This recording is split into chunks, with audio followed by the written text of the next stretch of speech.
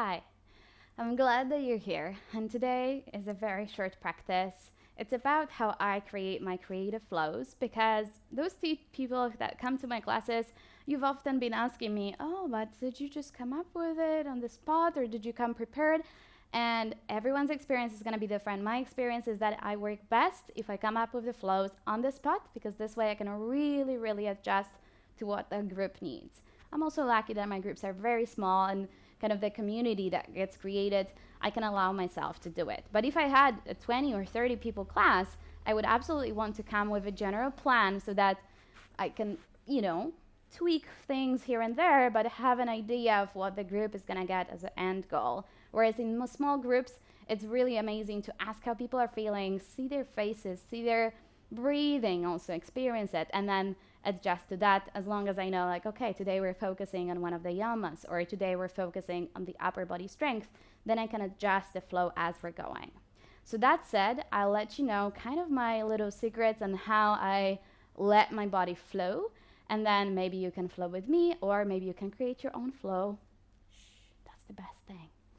All right, so I often start in whatever seated position that feels good. Unless I'm feeling kind of a little down, then I would start laying down, getting myself closer to the ground. I try to experience all the points of contact with the floor. If I'm lucky to be outside, then absolutely, maybe even without the mat, although I do love my own mat. Anything that's gonna feel good to settle in. And I invite you always to create some kind of intention. Why are you showing up? What's the purpose? What do you want to feel? What is your heart truly right now wanting? What is it longing for? And I take a deep breath in and out. And I just let myself come as close to the ground as possible. It can come in a shape of child's pose. It can be anything at all. This time I'm gonna get my arms in the back. As I'm here, I'm gonna start slightly swaying and moving, trying to feel for what my body needs. And then if one arm wants to come forward, great. Maybe the other arm really lets itself come up. You'll find that if you've been joining me, that I love any spinal movements. So that's what I'm gonna be starting to incorporate. I'll be giving you a short sample. This really is not something I planned, like I'm just letting my body come. And then slowly I'm gonna release down, lower into forearms, starting to wake up for strength. Maybe I'm gonna go directly to dolphin, but no, I don't feel like that. I feel like this is a little much. So I'm gonna shift forward and back, getting my belly to be active, working for the upper body. Maybe I prefer hands together. And I'm gonna start and get lifting for the heels, and then lowering to the knees, lifting and lowering. But I feel like my bum is not really getting there yet. So I'm gonna just extend first one leg, getting the calves to work. And this is also not my very first movement of the day, so I feel a little less stiff. So always give yourself whatever you need at the different times of the day. And then slowly you're gonna try and maybe lift the heels, lift the hips if you want. That's for me today. And I'm gonna start to lower the knees again. And then from here, lifting up just because it feels good. If I was down, facing the head to the floor, then I'm gonna start to bring it down. Sorry, up, and then lifting up again and lowering down, getting my body moving. Maybe opening for the chest. I feel like getting to a standing position, so I'm gonna get there funky. Relaxing, changing, all the time counterposing, breathing in just because it feels good. And as I exhale, I connect up and I feel for what needs to come.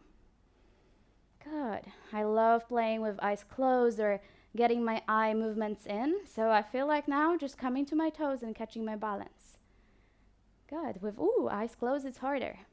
But it requires a lot of focus, and I cannot really escape to my thoughts outside the mat. I have to be here. And then I release the toes, release the heels rather, and then try to shift forward and back. I like doing that. I like knowing where my body is, positioning space. And then I try to lift up again. Exhale, down dog. Maybe adjusting a typical vinyasa, finding the variation that feels good. If I want to open for the hips, I'm gonna let my one leg slide up and then maybe bend the knee. And I love doing things like this just by getting strength and also maybe more flexibility, even in limited space, although I wouldn't really always recommend it. And then letting myself stretch and hold anywhere I feel like it. And even if my body doesn't necessarily always repeat all the things on both sides, I'm gonna still do it because some things feel just good. And if I let myself flow, you might also try and join me for that. Good. Lifting up again, finding crescent, and this time finding chair plane. Lifting for the heels, coming other side, lifting up, lowering down, down dog. I like jumping forward, so I'm gonna try and do that. This is something I practice and try to work on. Oh, this was kind of smooth, although it obviously doesn't look like that, but it felt like that in the body. Whew, I lost balance. I come back again and I recenter. And then I bring the hands together. And I always love finishing with the idea of, may I do love, may I speak love as I bring the hands to my mouth, and may I think love as I think with my brain. Not always, but sometimes. And then I let my hands come up and I bow down. And perhaps this feels good to you. I love doing flows like that. I hope this kind of gives you an idea on how I sometimes create flows. And if you feel inspired, I would love to hear from you. Share your flows. Tag me there. And I would love to see you also on the live session. Thanks for joining today. I hope you enjoyed it.